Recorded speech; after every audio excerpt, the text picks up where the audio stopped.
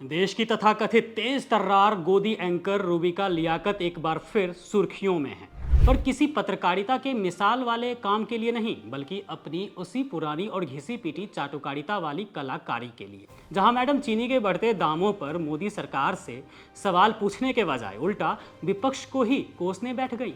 मतलब हद ही हो गई। देश में महंगाई की मार से जनता परेशान है, लेकिन मोहतरमा ऑन एयर पूछ रही हैं कि क्या पहली बार प्याज या चीनी के दाम बढ़े हैं। तर्क देखिए ना मैडम का।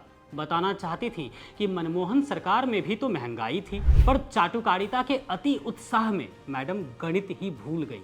टीवी के स्क्रीन पर आंकड़ों का जो रायता फैलाया है रूबिका लियाकत जी ने, उसने इनकी पत्रकारिता का पूरा ज्ञान ही जगजाहिर कर दिया। मामला बस इतना सा है कि अपनी बहस में मैडम अटल जी, मनमोहन जी और मोदी सरकार के कार्यकाल का कंपैरिजन पेश कर रही थी।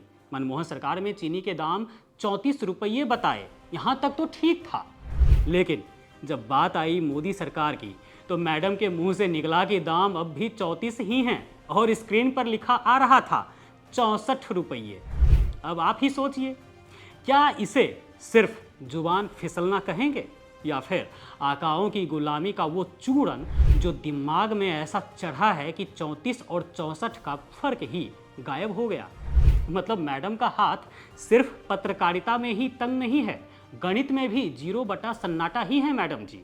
जनता महंगाई से पिस रही है और ये चूड़न की बोरी सिर पर लादे टीवी पर बैठकर मोदी सरकार का बचाव करने में पूरा जोर लगा रही हैं। अपने ही आंकड़ों के जाल में ऐसा फंसी कि अब पूरे देश में हंसी का पात्र बनी हुई हैं। सोशल मीडिया पर धड़ल्ले से वीडियो वायरल हो रहे हैं और सच तो यही है, यही वजह है कि आज गोदी मीडिया को कोई भी सीरियसली लेता ही नहीं है, कोई भाव तक नहीं देता है। जब पत्रकारिता का मकसद ही सिर्फ सत्ता की चाटुकारिता और चूरन पर पलना रह जाए तो अंजाम यही होगा।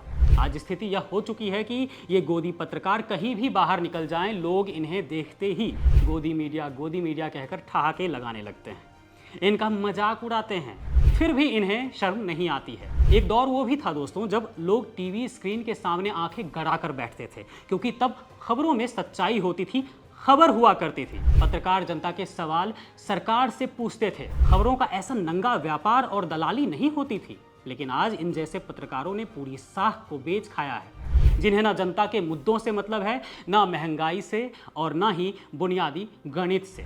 बस मतलब है तो आकाओं की जी हुजूरी से। और इसलिए आज गोदी मीडिया की हरकतों पर देश की जनता सिर्फ थू थू कर रही है।